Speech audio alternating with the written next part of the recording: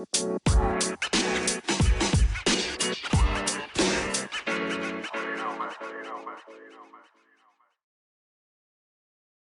welcome to the Relentless Positivity Podcast. I'm your host, Joe Martin. Got an interesting guest with us today. So he's a social worker at the school. He's a therapist in private practice. He's a host of the Not Allowed to Die podcast and the mental health advisor for Paws for Patrick, which we'll get into much later. Daniel Maigler, thank you for coming on the show. So glad to be here, and I really appreciate this opportunity to talk to you and your listeners. Absolutely. Yeah. I know you're going to help someone today. So thank you for being here today. So let's take it back. When did you decide, hey, I want to become a therapist?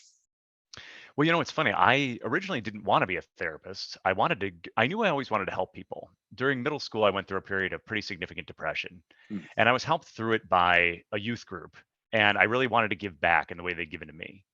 And so I studied history and politics in college, but then I started working on some political campaigns, and I just found it to be gross. It wasn't people wanting to help other people, it was all fundraising and deciding who sat next to who. So I got a job in the nonprofit world for a place called the Center for Violence Interruption. And I went and I helped teach male socialization theory to kids who've been kicked out of regular public schools. And I loved direct service with people. But I was only making $19,000 a year. And so Oof. somebody said, okay, well, how do I make more? Well, you need to get a master's degree, and social work's the way to go. So I went in to get my master's in social work. And while I was in it, I discovered that I really loved school social work and that interaction directly with kids. And as a school social worker, I then eventually got my clinical license. So I started doing private practice around 15 years ago. But I kind of fell into that in that desire to help people and figuring out what was the best way to do that.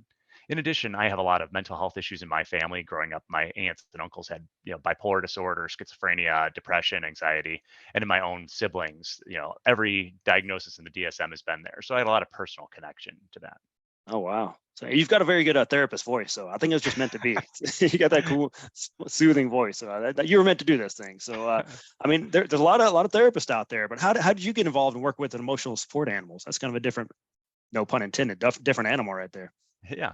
Well, one of my students at the high school where I work, Patrick Romer, he was a kid who regular traditional therapy wasn't as useful for him because first of all, he really had trouble trusting people. And when he was feeling anxious and stressed, it was hard for him to open up and process his feelings. When he was upset, all he wanted to do was be by his dog, Cece. And so there were days and times when he would come into my office at the school and he would say, hey, listen, can you just help me get out of here so I can go home and just hug my dog?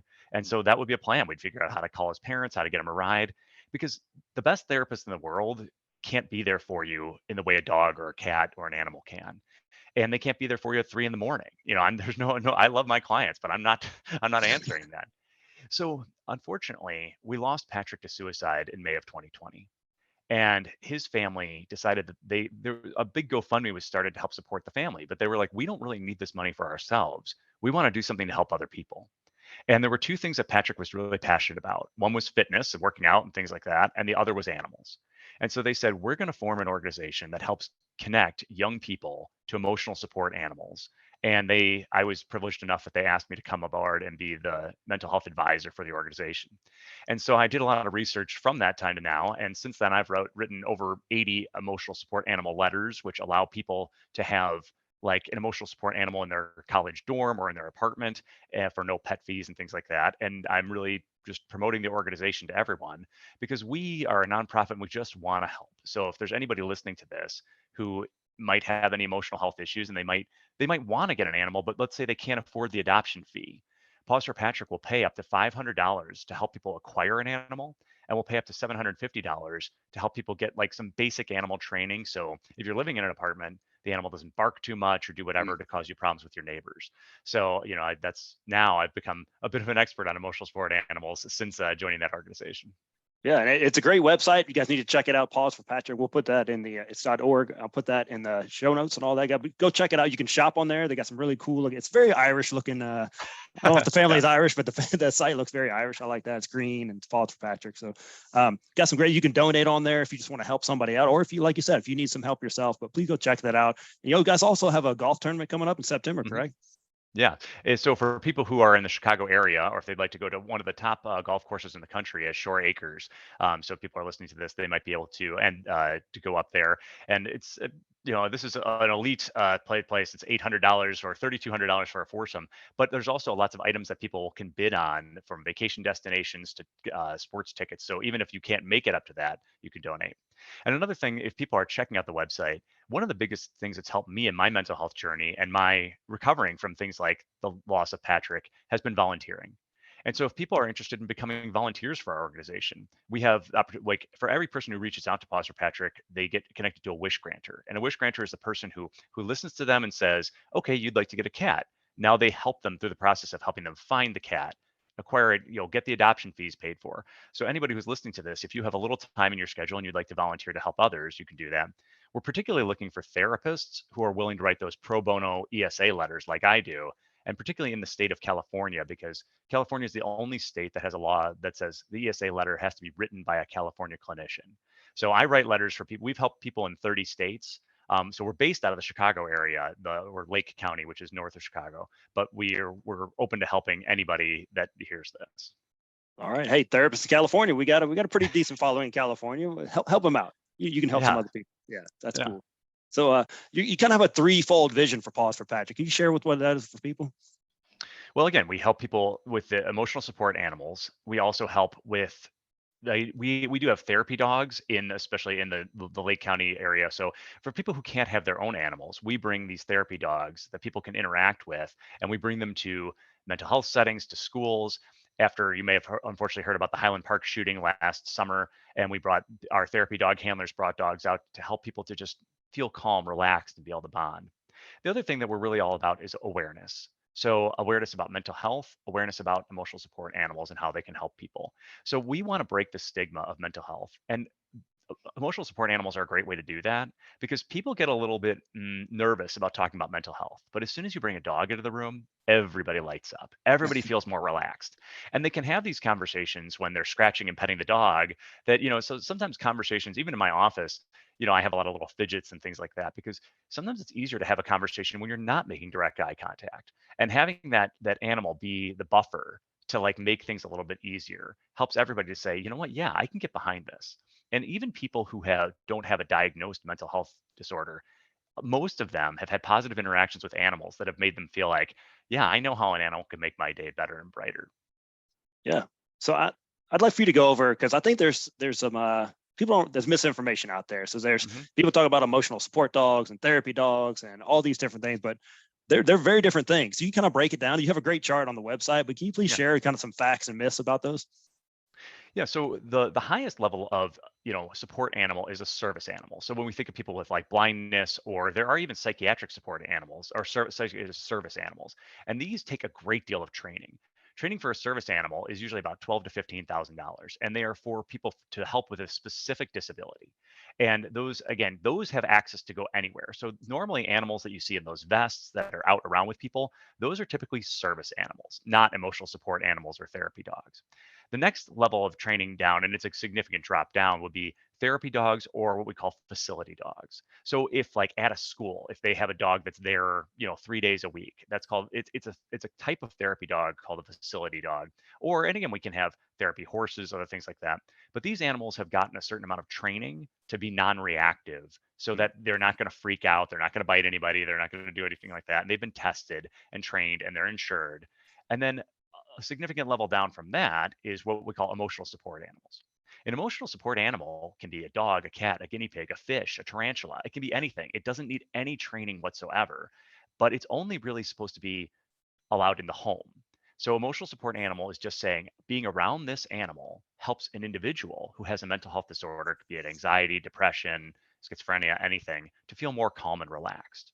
So a person has a symptom, and some of those symptoms may be lessened when they're in the presence of their emotional support animal.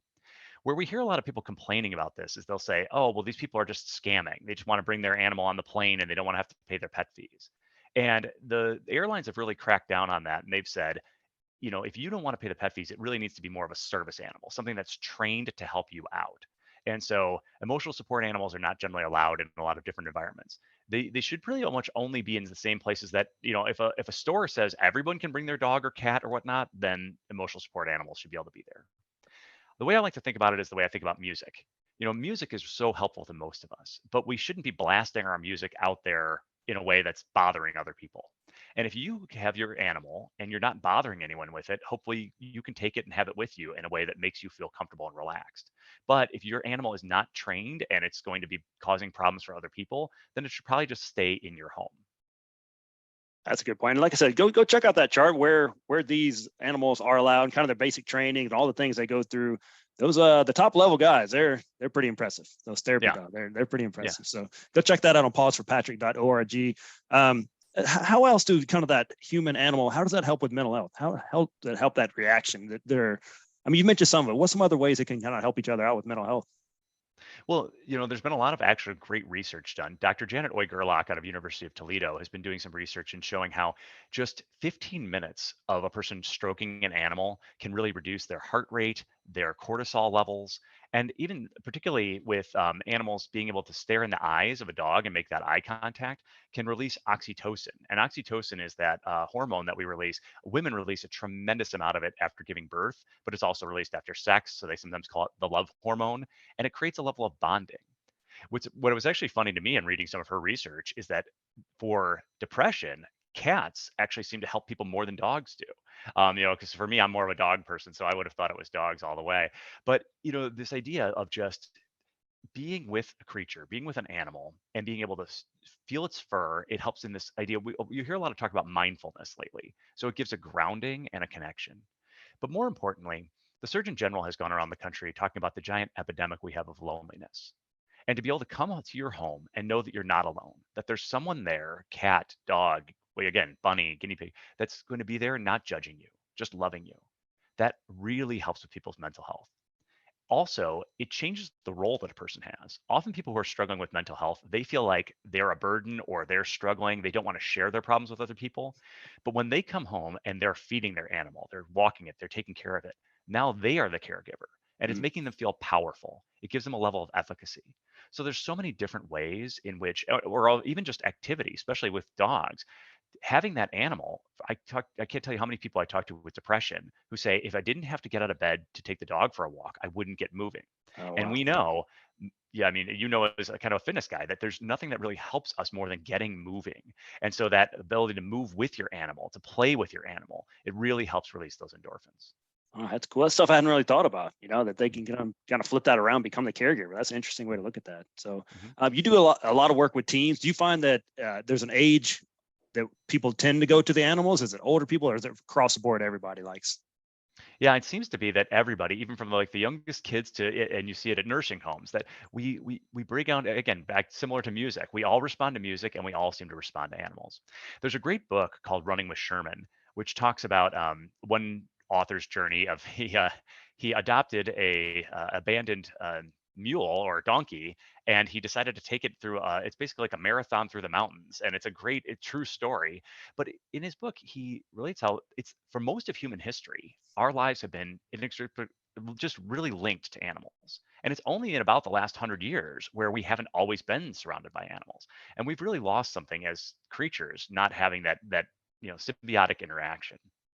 Oh, that's interesting. I'll just check that book out. That sounds pretty awesome right there. Mhm. I don't know about running with a donkey, man. That's It's next level. it's it seems like a really hard thing to do, but again, that bond and the way it can help with mental health to say, "Hey, I'm not on my own with this. We're doing this together," and it's an incredible challenge and an incredible story. I think you'll like it.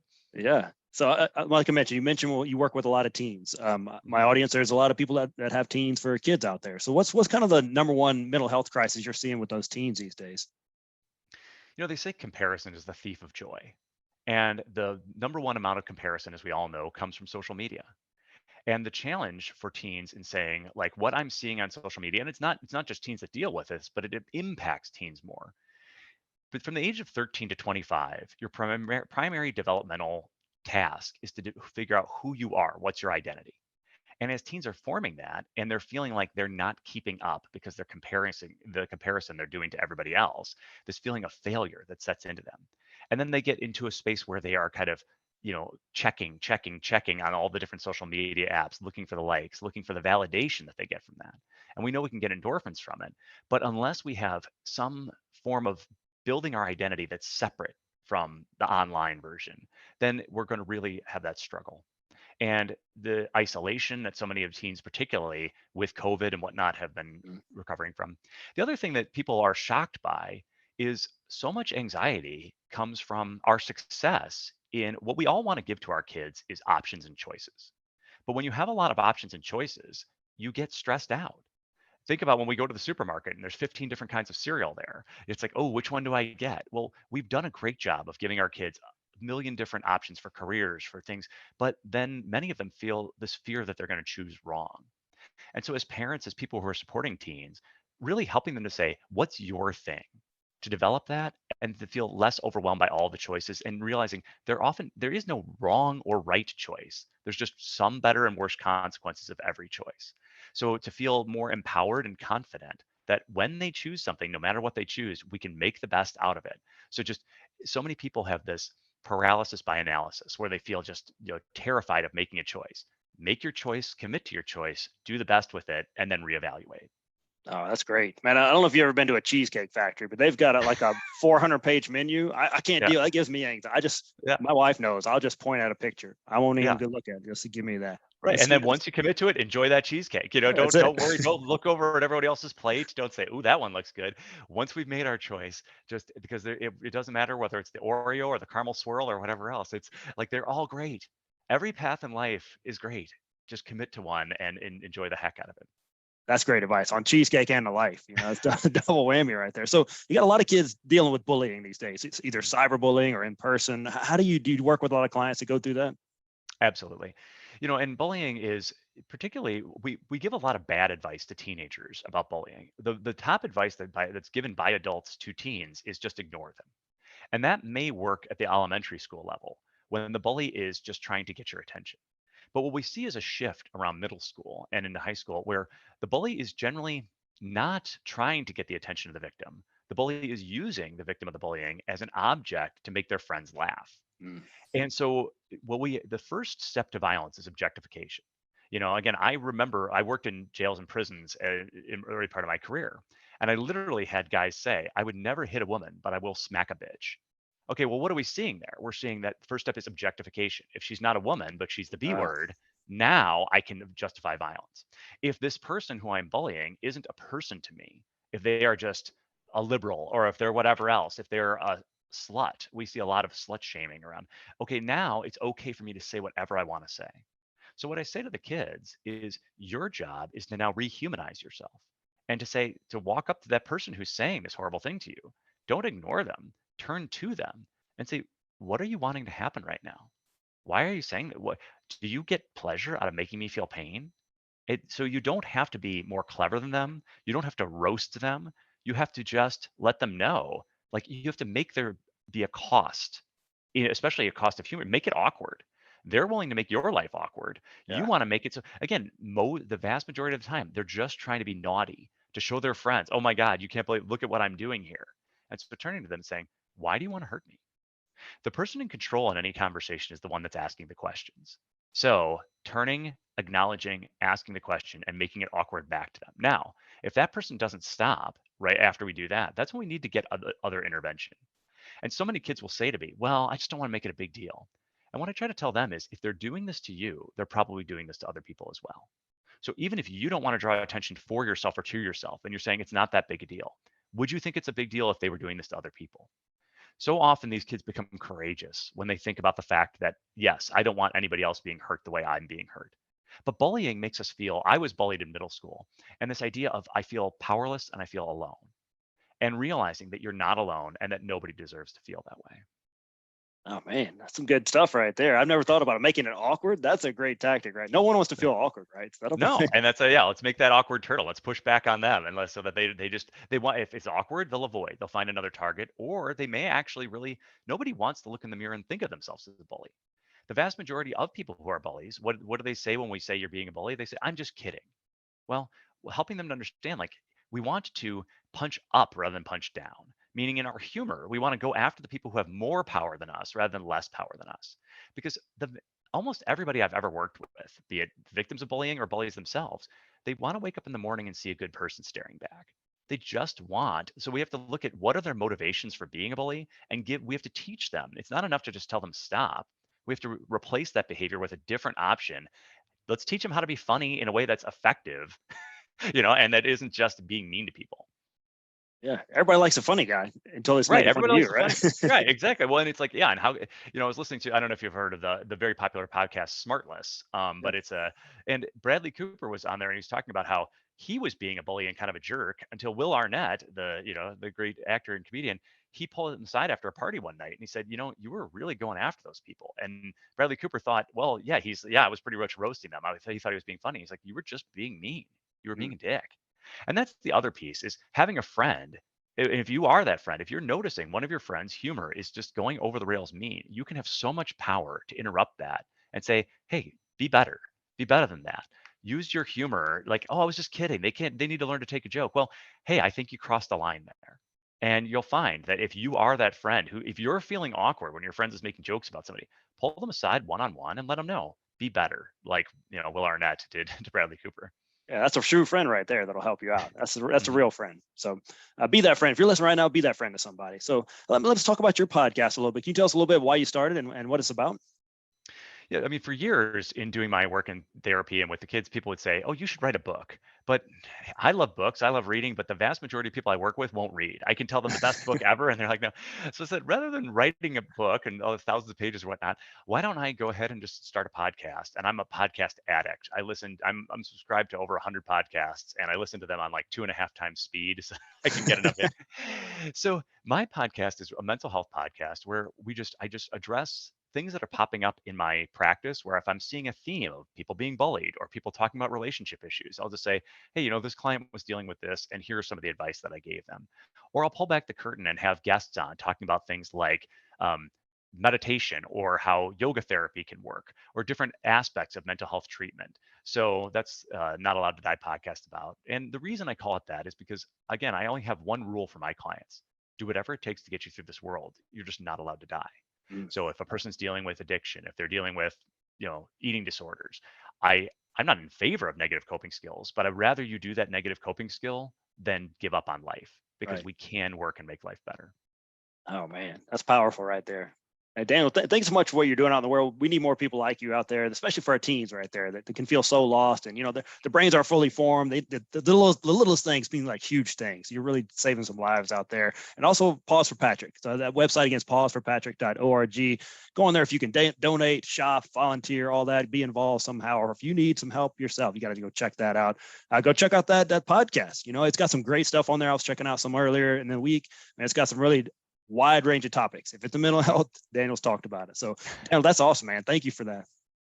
My pleasure. And again, if anybody has anything they want to connect with me, they can email me at dmaiglerlcsw@gmail.com. So whether it's questions about mental health, about Paws for Patrick, even if you're a therapist and you want to learn how to write emotional support animal letters, I have templates that I can give and share with you. So again, we're all out there trying to make the world a little bit of a better place. So let's work together. That's it. Better as a team, right? Especially if you're in California. We need you, Californians. Help out. Help out. 100%. Yeah. Well, awesome, man. Thank you so much for coming on, spending some time with us. Hey, if you're listening right now, please share this with somebody. That can change their life. That emotional support animal could change their life. Figure out how they can get involved in there. Daniel with Paws for Patrick can help them out. Maybe they need to listen to that podcast, something they got going on. Maybe someone's being bullied. They need to learn about that, or they're anxious, or whatever it is. Daniel can help with that. Please share this episode with them. And if you feel so led, please leave us a 5-star review. That way we can get more information out there, keep spreading the positivity, and we'll keep this thing rolling. So thank you so much for tuning in. We'll see you guys next time.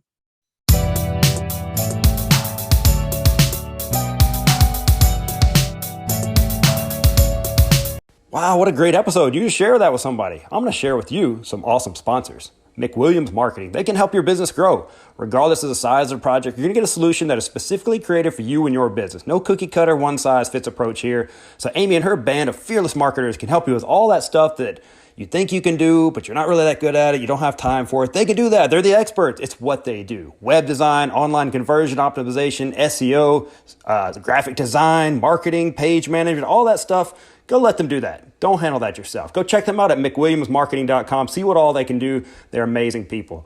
Teak Patnick with Patnick Realty. He really does it all in the real estate world. General real estate sales, acquisitions, property management, investments, all that good stuff. You're not just a transaction fatigue. He really wants to build a relationship for life with you. He has built his whole business on prayer, hard work ethic, honesty, and results. You can trust Patnick Realty with all your real estate needs. Hey, I trust my brother from another mother, Teak, and you should too. Give him a call, 256-694-0117, or email him at teak@patnickco.com. Hey, these are awesome businesses. Go support them. They're out supporting positivity, and they will do you right. Have an awesome day.